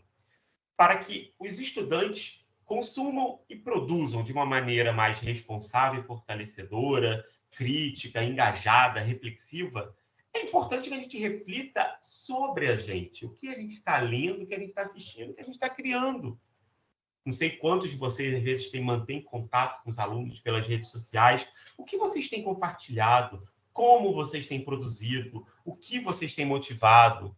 Então, a gente precisa, nesse processo, estar refletindo sobre autoria, propósito, conteúdo, técnica, contexto, enfim, essas possibilidades ali. E aí, no fim, essa frase que o Educamídias sintetiza é: para aprender sobre um tema, nós iremos as ações que a gente pretende com a mídia escolhida ou as mídias, levando os alunos a refletir sobre algum propósito. Oi, Leandro, para mim não tá aqui, não está aparecendo a frase que você está lendo. Então, desculpa. roda um pouquinho. Apareceu a barra azul aí? É porque eu ainda estava nesse slide 28, se eu não me engano. Ok, desculpa. Nada. Agora eu mudei para o próximo, ok? Então, olha só, esse exemplo pequeno aqui. A gente vai discutir o aquecimento global. Esse é o tema. Professor de geografia, dependendo de ciências. O que a gente quer? A gente quer criar um tweet. Vamos criar um tweet, levando os alunos a refletir sobre o propósito e a credibilidade. Por que se faz aquele tweet e qual a credibilidade? Esse exemplo particularmente se relaciona a um exemplo do Educamídia. Mas antes de passar esse exemplo, eu vou dar uma situação que aconteceu comigo, que é sempre assim, eu sempre considero o professor interessante quando a gente troca, né? E aconteceu essa semana. Eu estava fazendo um trabalho com uma turma de primeira série, discutindo o período de Brasil-Colônia, né? A chegada dos europeus, especialmente os portugueses, e o processo de dominação e escravização da população africana, porque a gente está com um projeto da consciência negra na escola. E aí a gente estava discutindo, a partir de um livro específico do Ney Lopes, né, trabalhando a temática da chegada, enfim, e a gente começou a traduzir esse tema. Então, eu queria que eles produzissem, eles criassem fanzines, que é um recurso, enfim, específico, para que eles discutissem um grupo, na verdade, eram dois, né, porque é uma turma pequena, estava discutindo o movimento abolicionista, então era uma história do movimento de libertação da população escravizada, né, as lutas sociais envolvidas nisso, e o segundo grupo estava especificamente com a Lei Áurea e estava problematizando a memória efetiva da Lei Áurea ser a grande lei, enfim. O grupo do movimento abolicionista, enquanto eles estavam discutindo, tinha uma menina particularmente que ela estava indo para a internet para procurar imagens que ela já queria colocar no fanzine, enfim, que a gente vai terminar na próxima aula, e ela estava achando um monte de imagens relacionando os dois fanzines. E ela sugeriu uma charge para o outro grupo, que era uma multidão exigindo a aprovação daquela lei da libertação, questionando um monte de aspectos sociais. Então, assim, eles, quando eu falo eles, os estudantes, eles também têm acesso a um mar de informação e com a nossa ajuda, de certa forma, nossa conversa, nosso diálogo, a gente vai conseguindo contribuir para esse processo, esse amadurecimento. Mas é aquilo. Claro que isso vai demandar tempo. Por exemplo, particularmente esse fanzine, eu estou usando 4 tempos de aulas, né? O professor adora falar de tempo de aula, ou seja, são 200 minutos para fazer um processo de leitura, pesquisa, pré-produção, significação da informação e produção do material. Mas é um processo que a gente está falando. Aqui, o exemplo, né, que a gente está trazendo para vocês aqui é um exemplo até antigo, de certa forma. O ex-presidente Trump, fez um tweet. Ele ali basicamente fala, né? Eu vou ler a tradução. No belo centro-oeste, ele está falando lá dos Estados Unidos de um período específico. A sensação térmica atingiu 60 graus Fahrenheit negativo, a mais fria já registrada. Nos próximos dias, o frio será ainda mais intenso. As pessoas não conseguem passar nem minutos do lado de fora. O que diabos está acontecendo com o aquecimento global? Por favor, volte, precisamos de você. A gente sabe que ele é um questionador da ciência, enfim, de temáticas sociais, né? Na narrativa dele, e como todo bom conservador na linha teórica, ele nega a racionalidade, porque eles operam por um outro campo, mas não é o que a gente está fazendo aqui. Então, nesse tweet específico do presidente, ex-presidente, se o professor estiver trabalhando com aquecimento global, ele pode levar esse tweet, por exemplo, para fazer uma discussão. E aí vem o processo do professor, ele possui uma inverdade científica, porque induz uma conclusão de que o aquecimento global não está acontecendo porque estamos tendo uma onda de frio. Frio, nesse caso, seria a justificativa dessa afirmação. E aí, se a gente pensa a disciplina, então, poderia utilizar desse tweet, como um texto disparador para identificar. Ok, gente, tem essa informação aqui. O que tem de impreciso aí? Que fontes a gente pode pesquisar sobre isso para questionar essa informação? E aí a gente pode produzir numa mesma linguagem, como, por exemplo, a Agência de Administração Oceânica respondeu, né, ao presidente, também por um tweet.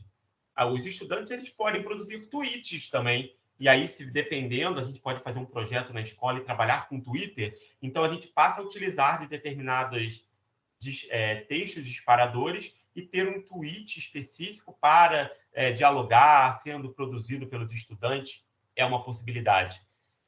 Então, a gente percebe que a gente vai ter uma intencionalidade na proposta que vai se relacionar com os produtos, né, que estão no cotidiano, enfim, na vida dos estudantes. Esse é um exemplo pequeno, vamos colocar assim, né, que eu espero que tenha ficado claro de maneira geral, e a gente vai estar se encaminhando agora para a atividade final que eu vou estar apresentando para vocês. Ana, quer que eu fale alguma coisa antes de eu entrar aqui na atividade final? Não, pode continuar aí. Tá, desculpa, porque o professor fala muito, gente, desculpa. Então, a gente vai voltar a trabalhar lá no Padlet, e dessa vez a gente pretende não ficar indo e vindo, particularmente essa imagem aqui do para aprender sobre tema, nós iremos ação um dia, levando os alunos a refletir sobre, ela vai estar lá. Então, o que a gente vai estar fazendo nessa volta ao trabalho? Vamos lá. A gente vai voltar a pensar nesse trabalho da ideação. E aí a gente vai fazer um registro. Vocês vão fazer um esboço. Claro que não é um plano de aula daquela forma que a gente conhece, mas é um esboço por meio dessa frase. A gente vai estar trabalhando com um tópico da disciplina e aí eu não sei a particularidade de cada um, né? Ah, poxa, eu dou aula de todas as disciplinas que eu lido com os alunos no Fundamental 1. Eu posso fazer sobre matemática? Pode. Posso fazer sobre geografia? Pode. Isso não é uma limitação. O exercício é você pensar sobre seu componente curricular com um dos níveis, né, dessa competência crítica da informação. Então, a gente vai considerar o exemplo que eu apresentei sobre o ex-presidente. Quantas evidências a gente pode trazer em diálogo com os estudantes? Daí, por meio de uma pesquisa e processo com eles, nós conseguiremos operar com a informação falsa, de modo a produzir um novo tweet, para produzir um pensamento mais correto e científico. E assim, a gente vai para o exemplo do baralho. Para aprender sobre, e aqui a gente pensa num tema, nós iremos, o que a gente quer e com qual mídia nós queremos, levar os alunos a refletir sobre o que vocês querem que os estudantes estejam fazendo. E aí vocês vão colocar esse objetivo. A gente projeta mais ou menos um tempo de 10 minutos, né, Ana? Sim, 10 minutos para construir essa frase, né? Bem esboço mesmo, assim, né? Show. E aí a gente vai deixar aqui, aí infelizmente a gente vai estar com as duas telas, mas o baralho com... Deixa eu passar aqui. Com aquelas informações, enfim. Vê se está aparecendo ele completo aí, Ana, por favor. Sim, está. Só está pequeno. Se você conseguir ampliar ele um pouco, aí centraliza. Esse ficou bom. Não, tá. Isso, acho que agora tá. Isso, perfeito. Bom, ele vai ficar aberto aqui, mas a gente vai retornar ao Padlet para poder fazer a atividade lá. Vocês vão estar postando, e aí, se alguma dúvida, enfim, a gente vai estar interagindo com vocês aqui pela reunião aqui no Teams. É só voltar lá no Padlet, na última atividade, né? Clicar atividade final, e aí o mesmo procedimento, clicar no botãozinho rosa e escrever essa frase. Alguém tem alguma dúvida? O pessoal está perguntando se é o mesmo link, tá? Sim, tem Só aquela... é na última tela. Prosseguir para a atividade final, se eu não me engano. Eu fechei aqui. Já temos 2 pessoas, aparentemente, ali operando com... Aí, quando vocês postarem, não se assustem. Vocês vão rolando, porque essa tela organiza tudo numa linha vertical. Então, conforme for entrando, vai surgindo mais possibilidades abaixo, ok? Quem estava fazendo aqui pelo chat, pode fazer, que a gente tenta levar para lá, para até ficar mais organizado. Se a Elo puder ajudar também a gente. Posso sim, posso. Vou só fechar minha câmera aqui um pouquinho.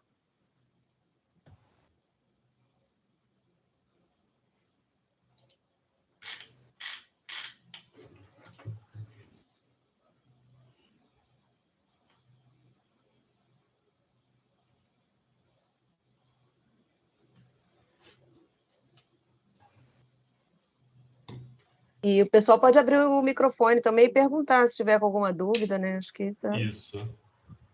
A Juliana falou que não tem o link. Deixa eu pegar o link específico aqui, Ana. Que eu já tenho. Vou colocar aqui no chat, ó. Esse aqui, eu coloquei já é o link direto da última atividade. Exato. Obrigado. Que aí já vai direto para a última tela. É a que a gente está trabalhando agora.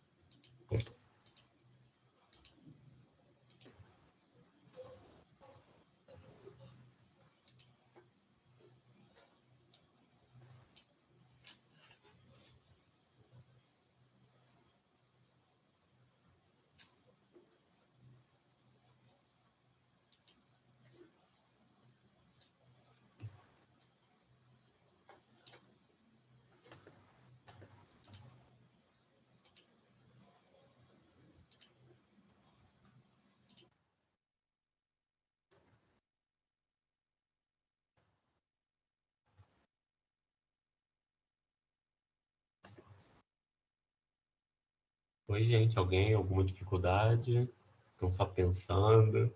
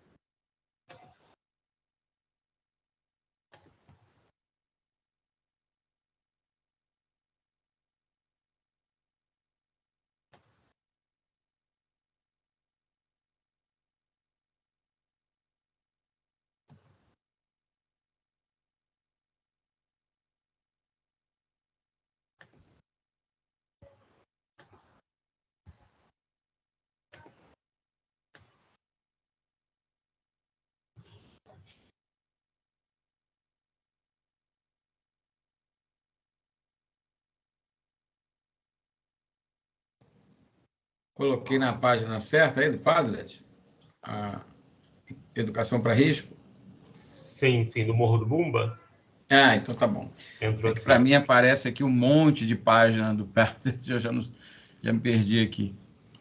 A Ana até colocou ali, caso alguém possa também estar meio perdido, o link específico para essa atividade. Eu estou particularmente pesquisando aqui uma imagem que eu já encontrei uma vez do deslizamento do Morro do Bumba, para poder até estar conversando aqui. Só estou tentando achar. Eu já coloquei a da Michele lá também, tá? Que é Michele que colocou no... Deixa eu ver. Isso, Michele colocou no chat, eu já transportei lá para o Padlet, tá bom? Show, obrigado, Elô. Esse do Bumba eu tenho até uma videoaula produzida já que eu uso com os alunos que faz esse link.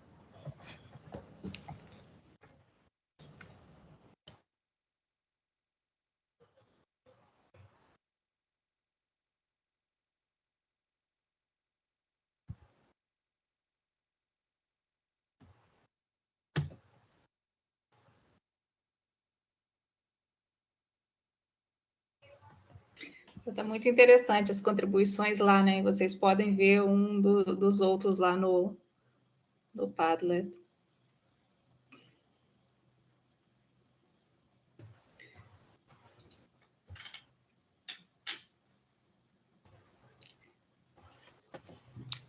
Enquanto vocês finalizam aí, eu vou, antes da gente, né, do Leandro, conversar com vocês sobre o resultado dessa atividade, eu vou colocar aqui no chat, já está, né, chegando no tempo combinado das 8h30, eu vou colocar no chat um link para vocês, que é um link de presença, né, da atividade, e também uma pequena pesquisa nossa, né, que é que bom, que bom, que pena e que tal, né, são, além de vocês sinalizarem a presença lá, tem essas 3 perguntas, né, para vocês, sobre a nossa oficina, para a gente melhorar a nossa oficina. Então, que bom, o que vocês gostaram, o que foi bom, que pena, alguma sugestão, que pena, alguma coisa que não saiu exatamente da forma que vocês avaliam como melhor, e que tal, quais sugestões que vocês dão. Então, quem puder preencher, eu vou deixar o link aqui, quem puder preencher essa avaliação para a gente, é muito importante.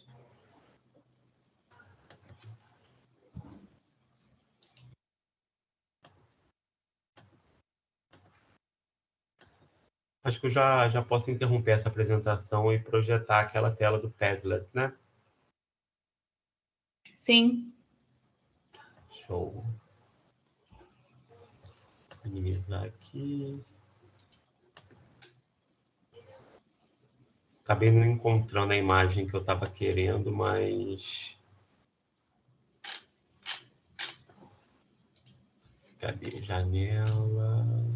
Aqui, atividade final. Apareceu aí, Ana? Apareceu. Show. Agora é só fazer o scroll. Aí vai estar aqui. A gente vai fazer uma dinâmica, mais ou menos quanto tempo, Ana? 2 minutos para poder, se a pessoa quiser, né? Enfim, o autor se apresentar, falar a disciplina que trabalha, o que projetou. A minha sugestão, a gente está nos minutos finais, né? A gente pode ficar aqui um pouquinho mais e aí a gente abrir o microfone, né? Para vocês falarem um pouco do exercício final, o que acharam, comentar um pouco, quem quiser, né? Quem quiser só ler lá o que colocou, eu acho que esses minutinhos finais é para isso mesmo, para a gente conversar. Eu acho que o pessoal tem que falar um pouquinho, tá muito quietinho, né? Sei que é de noite, já tá todo mundo cansado, mas eu acho legal cada um falar um pouquinho da sua experiência agora, pelo menos de que escola, por que colocou essa experiência ali, né? Essa atividade. Acho que seria legal se as pessoas se colocassem. Obviamente, quem quiser, né? Quem quiser, um minutinho, uma fala rápida. Se alguém puder abrir a câmera, se não só o áudio.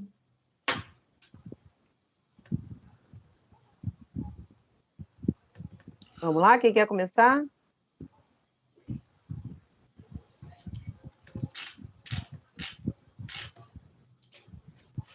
João, Michele, Luciana, Simone, Arthur, Juliana.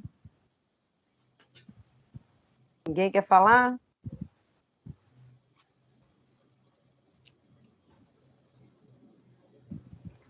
Então, a gente pode ir lendo, Ana, alguns aqui, talvez, aí se a pessoa se sentir confortável. O que você acha? Eu posso falar. Oi. Vocês estão ouvindo? Estou. Então, boa noite, eu estou aqui acompanhando a aula, estou gostando muito da dinâmica.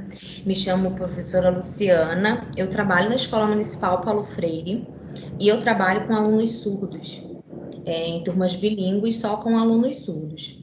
Só que nós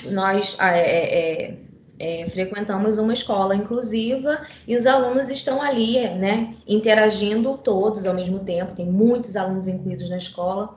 E eu escolhi esse tema do bullying porque, assim, depois da pandemia, eu percebi que as crianças voltaram muito agressivas, muito, assim, julgando muito o outro, meio sem paciência. Eu acho que todo mundo voltou sem paciência, né? Mas as crianças estão se agredindo muito, verbalmente, fisicamente. A gente tem acompanhado na mídia, né, nas notícias, vários casos até de morte, né, nas escolas, de agressão física por conta do bullying. Então, eu acho que esse é um tema que a gente precisa trabalhar de forma muito recorrente. E como eu trabalho com a educação inclusiva, eu também vejo muito bullying com os alunos incluídos. E é uma situação muito difícil da gente evitar, porque, por exemplo, os surdos não estão ouvindo.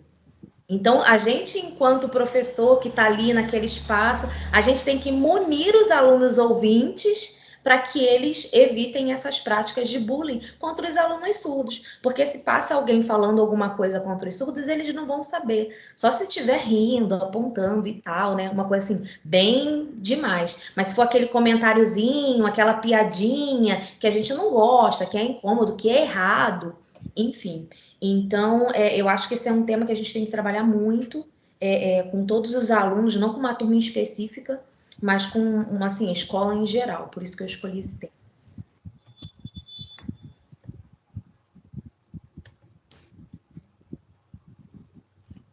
Muito bom, Luciana.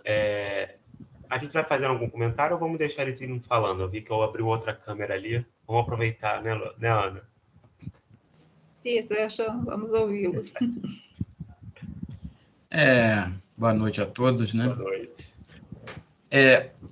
O tema que eu escolhi, eu achei que o tema que a professora colocou aí é extremamente pertinente. Eu trabalhei Setembro Amarelo e vejo o quanto essa situação é muito grave, né? A escola, depois da pandemia, está todo mundo à flor da pele.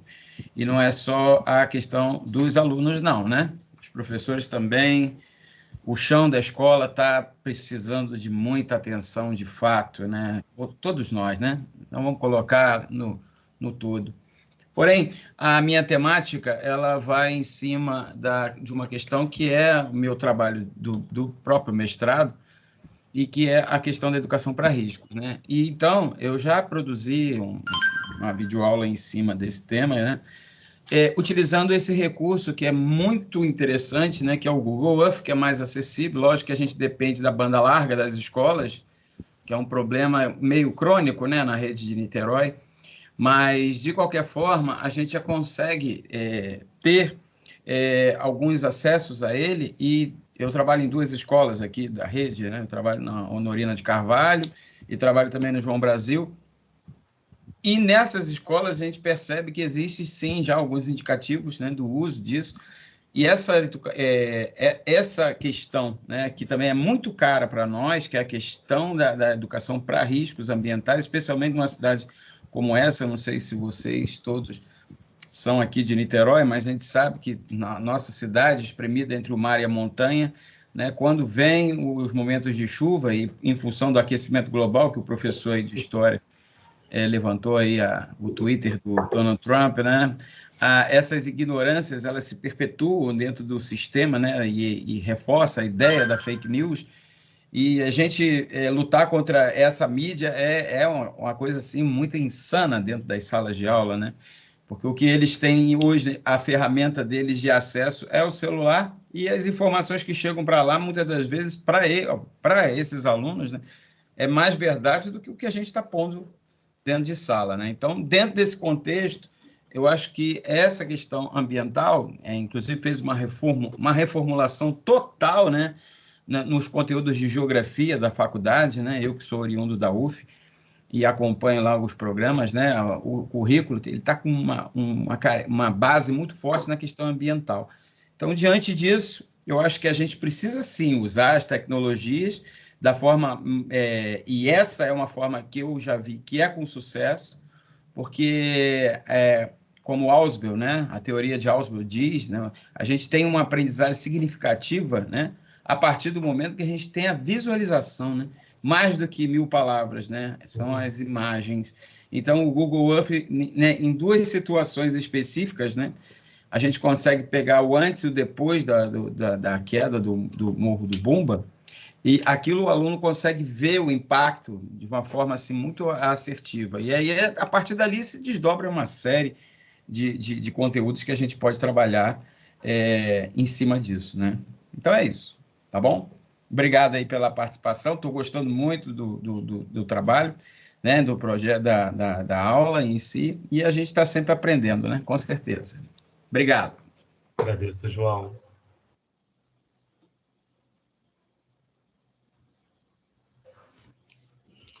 Alguém mais? Oi, pessoal. Vou falar aqui um pouquinho.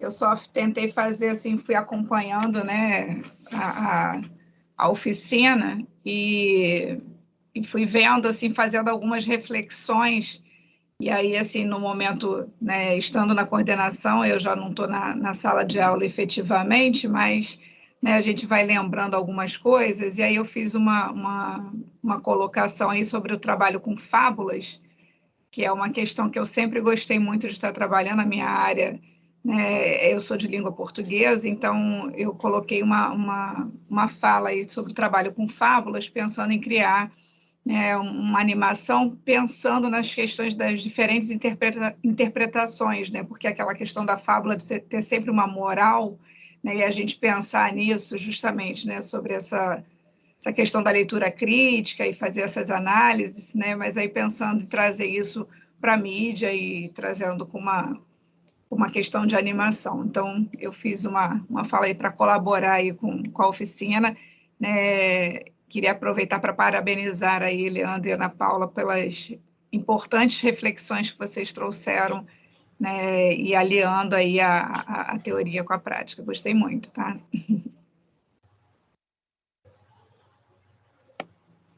Agradeço, Carla. Bom, Alguém eu mais?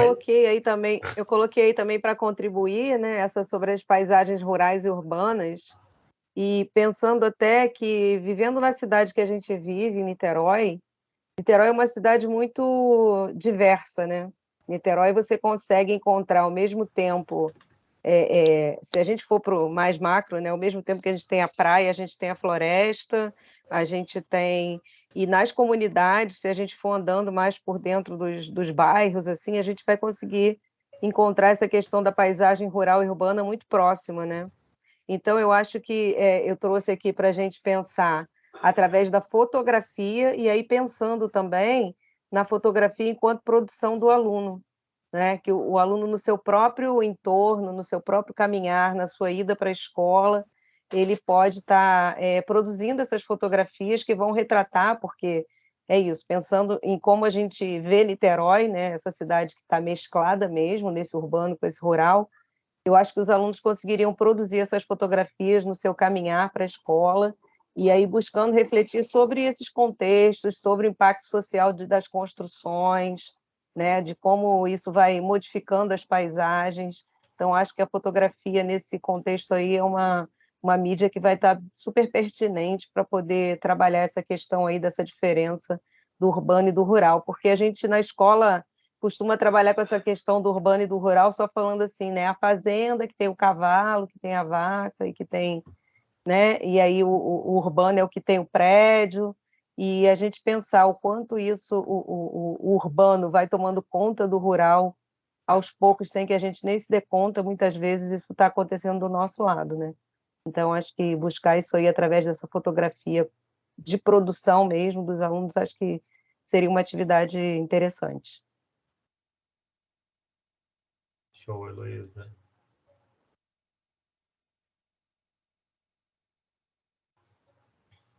Então, acho que a gente pode fazer uma passada geral sobre o que foi apresentado, né, Ana? E fazer uma conclusão, certo? Sim, acho que sim. Queria só fazer um comentário, né, sobre as atividades aqui, o conteúdo das atividades. Eu achei muito interessante, né, que todos pensaram muito na produção do aluno, né, o aluno produzir. Eu acho que essa é a grande chave, assim, né, de usar as mídias não é só usar, trazer o jornal, trazer uma notícia, trazer, fazer abrir o espaço para que os alunos produzam, porque eles estão produzindo. Né? Eles estão no Facebook, eles estão nas redes sociais, eles estão e quando eles compartilham, quando eles curtem, é uma produção também, né? E eu acho que isso que tem que ficar muito evidente para eles, que a hora que curte, a hora que ele compartilha uma mensagem, é uma produção, eles estão passando adiante. Então, e a professora que falou sobre bullying, né? Eu acho muito interessante, porque isso vai para as redes, né? Na minha época de escola, o bullying acontecia ali, no pátio da escola, e depois não, agora vai para a internet, né? Então, e eles estão nas redes. Então, eu acho muito importante esse trabalho de sempre levar para a produção, interpretar e depois eles produzirem alguma coisa sobre aquilo, levar para a mídia, que é o dia a dia deles. E eu achei bem interessante que isso apareceu em todos os exercícios. E pegando o gancho, né, eu tinha anotado aqui para falar também essa ênfase na produção, enfim, na efetiva participação dos estudantes no processo, assim, o que a gente também, talvez, assim, se a gente pudesse sintetizar muito em resumo, é justamente também não só fazer pelo fazer, mas ter esse processo reflexivo quanto à sua prática, desde a intencionalidade do professor até a possibilidade, né, que os estudantes percebam também as intencionalidades do que recebem, mas também do que produzem. Como aí, vou pegar o exemplo do bullying, eu tive uma experiência com um estudante que só naquela situação, quando você consegue inverter e colocar numa situação de vítima para fazer a reflexão, a cabeça meio que deu uma girada. Então, assim, pegando o exemplo, a analisar os vídeos, refletir sobre as consequências, talvez eles possam produzir novos vídeos, ter uma campanha na escola, não sei, dependendo da rede. A gente tem uma aula de robótica, então convergir uma aula de robótica para a produção de algum sistema que possa transmitir aquela informação. Então, assim, a gente sempre consegue... Eu falo sempre porque eu sou um otimista nesse sentido, né? A gente sempre consegue tá dando um jeito, né? E esse exemplo que a Luísa colocou das fotografias também é muito interessante. Particularmente, né? Eu sempre sou aquele, desculpa, né, Ana? Eu falo e sempre volto a estudantes que passaram na minha vida. Particularmente, na rede estadual, nós temos um programa chamado Correção de Fluxo, que é os estudantes com muita retenção, idade, distorção, enfim, eles são postos numa turma e você tem que trabalhar com eles. Tem muitas ressalvas que eu faço à proposta como é feita, enfim, mas aí eu particularmente estava dando aula de geografia e tinha que trabalhar com eles, com determinados conceitos, enfim, e eu utilizei da fotografia, porque eu comecei a apresentar o que significava e eles começaram a falar, eu vejo isso, eu vejo isso, eu vejo isso. Então, tragam as fotos. E aí, das fotos que eles trouxeram, a gente tentou reproduzir um mapa, e aí aqui no Padlet tem uma ferramenta que tem como ficar colocando localizações geográficas, enfim. Então, a gente foi tentando alimentar essa ferramenta. Então, assim, é possível. Só que a grande questão que eu coloco como professor, a tudo que a gente falou aqui, tudo que a gente pensa enquanto professor, é justamente o tempo e o currículo, né? Que às vezes a gente fica agoniado de ter que dar aula daquilo tudo, e eu tenho estado numa filosofia de que eu tenho que conseguir fazer bem até onde der. E aí a gente vai tentando construir caminhos para que eles se tornem independentes a mim também, enquanto professor. Aí eles vão ser capazes de estar trocando figurinha, né? Eu uso meu Instagram um pouco, e aí, às vezes, vem alguns ex-alunos interagindo, conversando, participando. Leandro, olha, eu fiz isso, eu fiz aquilo. Eu tenho uma amiga que fez faculdade comigo, que está dando aula agora na Paraíba. Aí ela estava falando lá que eles estavam fazendo jogos. Ele, Leandro, lembrei de uma conversa que eu tive contigo de jogos, não sei o quê. Enfim, então é possível a gente estar fazendo. Só que isso é um exercício que muitas vezes pode nos ser doloroso. Mas acho que a grande mensagem que a gente encerra é possível. Vai ser cansativo? Acredito que foi o João que falou, né, que a gente lida com uma força muito poderosa, né? Aí eu vou pegar a cultura da mídia, né? A gente lida com Instagram, TikTok, a gente lida com esse volume de informação, né? Esse ciclo de imagens que vem para os estudantes, enfim, para a gente enquanto professor. Mas é justamente isso, às vezes, a gente parar, eu selecionar isso aqui, vou levar isso para a sala de aula. E dá certo, porque eles interagem com aquela dinâmica, né? Então, é possível. Então, a gente vai estar sempre acreditando e no que precisar da gente. Não sei quem preencheu lá no formulário, enfim, a gente pede e-mail, a gente mandar e-mail para a gente vai tentando ajudar nesse processo. Acho que eu só tenho a agradecer. Ótimo, eu vou deixar vocês darem a última palavrinha, mas eu queria só complementar, Leandro, que a gente, diante disso tudo que vocês colocaram, apesar da gente hoje ser bombardeado por essas informações, em contrapartida, a gente hoje tem muito mais os recursos nas nossas mãos do que nós tínhamos antes, né? Então, assim, só voltando até um pouco para exemplificar no que eu coloquei, se eu fosse pedir uma fotografia para os alunos há 5 anos atrás, eu tinha que emprestar uma câmera para que eles levassem, né, e fotografassem. Eu já fiz, né, nós fazíamos esse movimento, e hoje basta que a gente peça a fotografia e eles conseguem, inclusive, compartilhar com a gente diretamente por algum grupo de WhatsApp, ou por alguma plataforma como o Padlet, ou do Facebook, enfim. Algumas dificuldades, sim, mas algumas outras facilidades, e é nesse caminho que eu acho que a gente consegue ir fazendo uso, né? E não só esse uso, mas esse uso crítico, pensando de que forma a gente pode estar, de fato, trazendo isso para dentro da nossa sala, para que a gente possa estar dialogando com esse mundo que a nossa juventude está vivenciando hoje. Então, assim, para agradecer muito a vocês, eu acho que contribuições extremamente valiosas, para que a gente saia daqui munido de muitos pensamentos, muitas vontades e muita, como o Leandro falou aí, muita positividade, né, Leandro? Porque é isso, a gente tem que acreditar sempre de que é possível e que vai dar certo, porque senão a gente tem que botar o nosso caderninho debaixo do braço, ir embora para casa e desistir de tentar fazer, né? Tá bom? Não sei se Carla quer falar, mas eu daria um pouquinho também, Ana Paula, para vocês se colocarem, a última palavrinha de vocês. Bom, eu queria deixar uma última reflexão, né? Que ouvindo, né, todas as dificuldades, né, que as escolas têm, não tem internet, mas aí, como a Heloísa falou, realmente tem outras facilidades também, né? Muitos alunos podem não ter internet, mas tem um celular na mão. E, Leandro, está aparecendo outras telas suas. Eles têm um celular na mão, então eles não têm vários exercícios, né, com fotografia, com áudio, de podcast, tem muitas possibilidades que a gente pode explorar, né? A maioria dos alunos talvez não tenha uma rede de dados, mas a maioria dos pacotes de internet mais barato tem o WhatsApp, tem o Facebook, então usar essas ferramentas que eles têm, né? Porque eles estão lá, eles estão fora da sala de aula, eles já estão no Facebook, eles já estão no WhatsApp, eles estão usando o celular, eles estão trocando mensagem.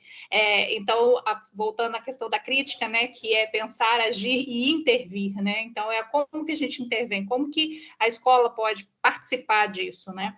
E aí a última reflexão que eu queria deixar é que parte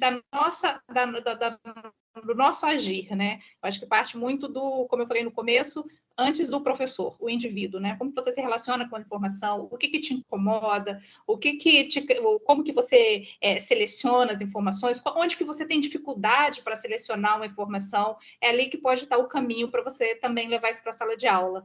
Né? E aí uma última fala, que dos resultados da minha pesquisa de mestrado que eu fiz com os professores da rede, que apareceu assim, várias vozes, é que os professores se veem nesse momento, como todos nós, né, aprendendo a lidar com essas novas mídias, ao mesmo tempo que que é responsável por formar leitores críticos. Então, a gente está junto, né, a gente está aprendendo também como lidar com isso. Então, eu acho que passa por aí. Onde que você tem a dificuldade de lidar com a mídia?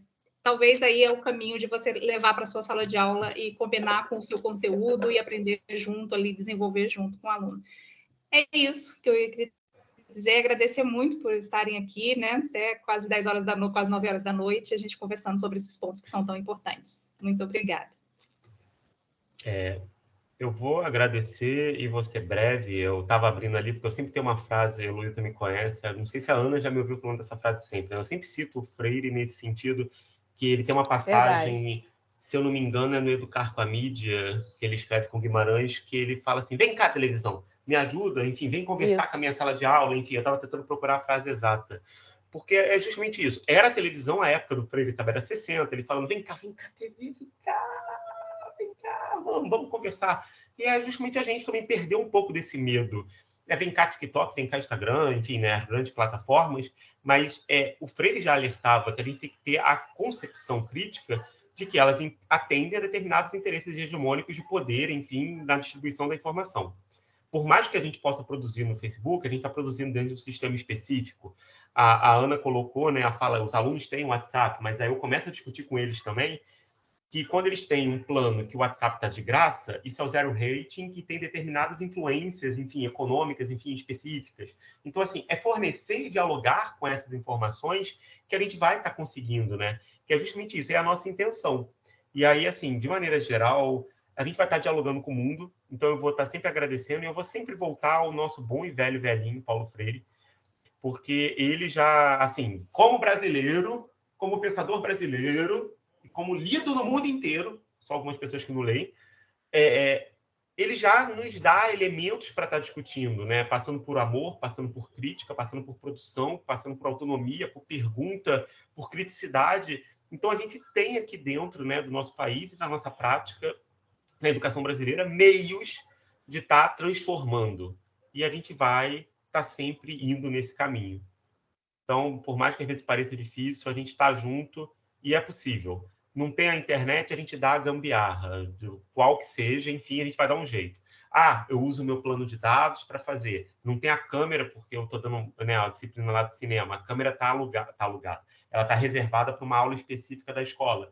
Falei que os alunos, vamos gravar com o celular. E eles, meu celular é muito ruim. Eu, gente, vamos lá. Comecei a dar aula de configuração do telefone, de imagem. Eles viram que eles podiam filmar em HD, que eles nem sabiam. Então, gente, vamos lá. Então, a gente vai procurando meios. Nem sempre vai ser o satisfatório, mas vai ser sempre na intenção de fazer, de produzir, de pensar. E aí, nisso, a gente já ganha muitos anos pela frente. Obrigado. Tá, Paula, Leandro, muito obrigada.